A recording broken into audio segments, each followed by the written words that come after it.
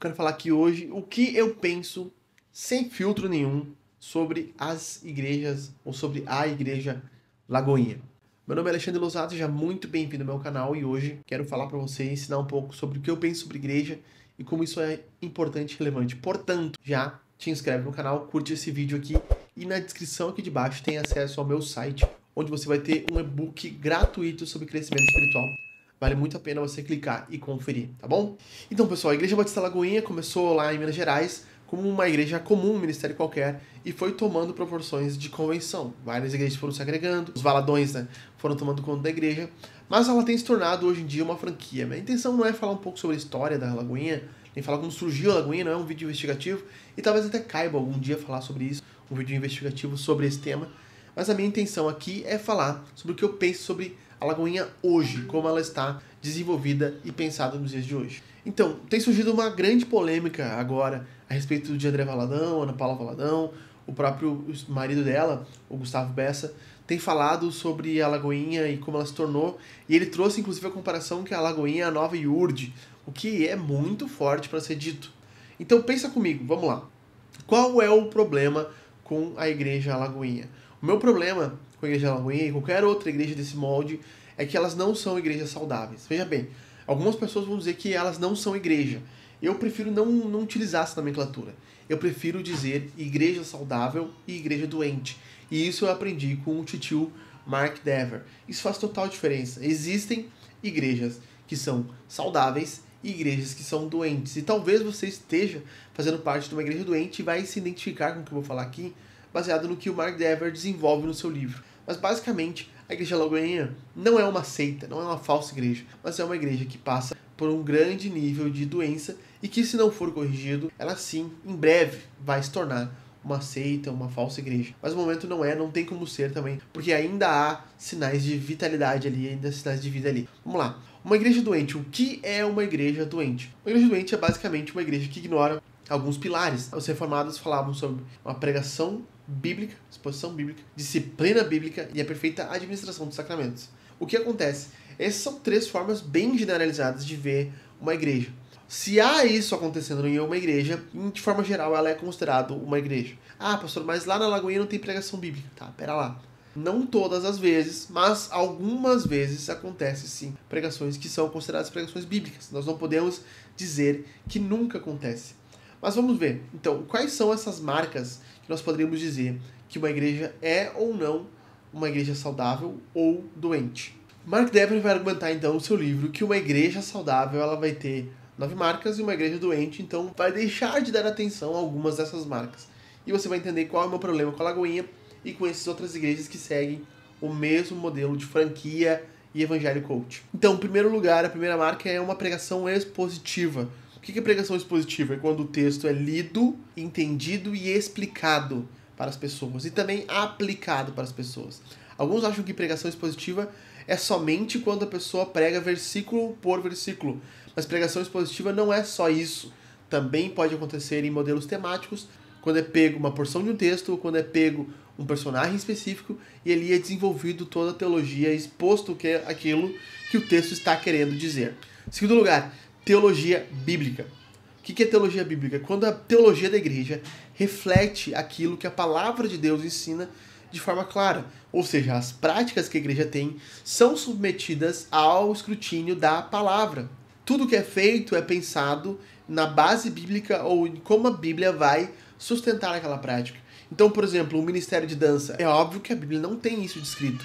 Ministério pastoral feminino. Óbvio que não tem. Outras, como a dízimo salva, óbvio que isso não tem. Então isso não é uma teologia bíblica. Igrejas saudáveis vão ter a sua teologia pautada na Bíblia. E como diz um lema da Reforma, igreja reformada sempre se reformando. Salvo engano, Ecclesia reformata sempre reformanda. Algo assim, tá? Então, uma igreja que é reformada, ela está sempre se reformando. A mesma coisa eu, como pastor, já disse várias vezes. Eu não me importo de um membro chegar e dizer assim, pastor, essa prática que a igreja está tendo não é bíblica. Nós precisaríamos rever ela.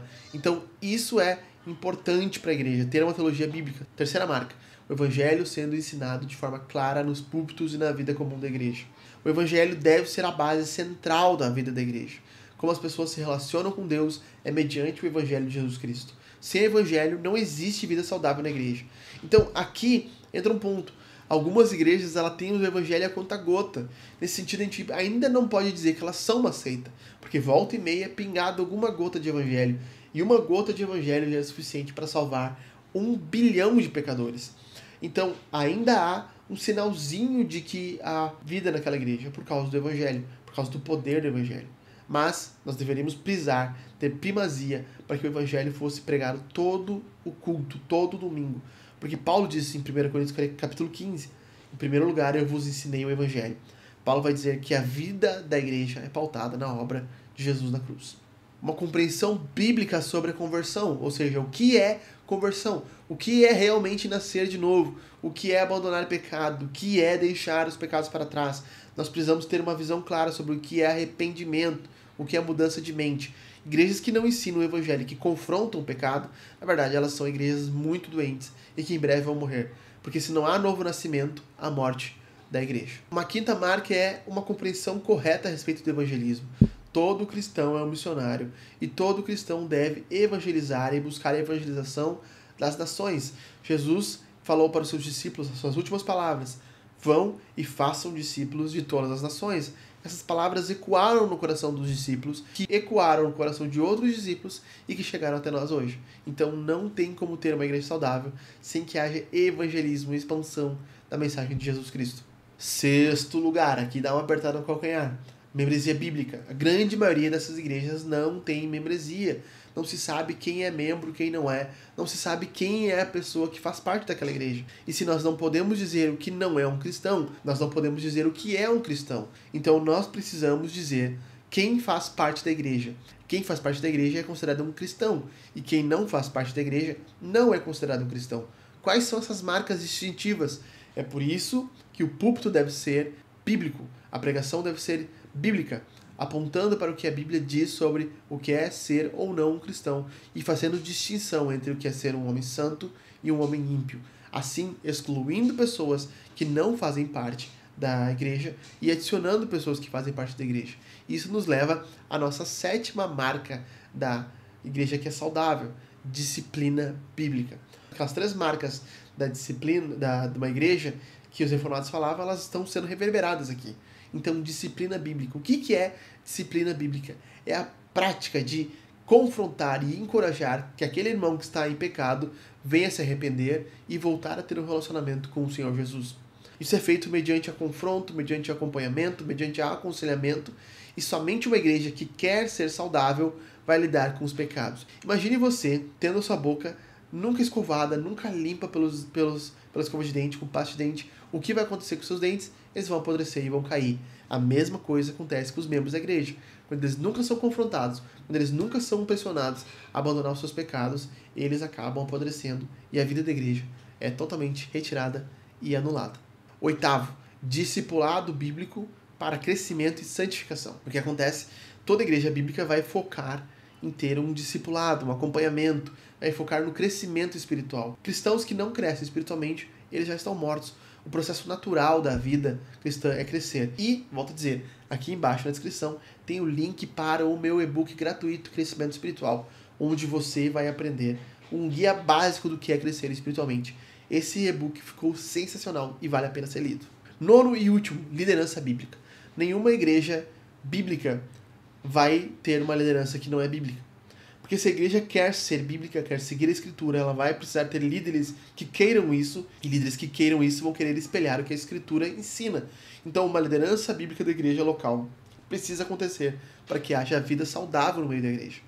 Por isso que essas igrejas que têm pastora, apóstolos, bispos, num sentido de autoridade, domínio sobre a congregação, não são igrejas saudáveis. Elas estão adoecendo e estão prestes a morrer.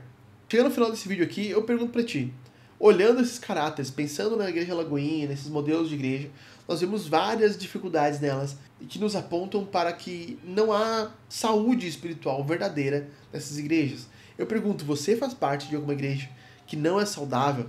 O que você pode fazer para mudar essa realidade? Talvez isso fique para um próximo vídeo. Se eu gostaria de ouvir eu falando sobre como mudar a cultura da igreja para que ela se torne saudável, então comenta aqui embaixo se vale a pena eu faço um próximo vídeo. E esse vídeo já tá trilongo. E agora chegou a tua parte.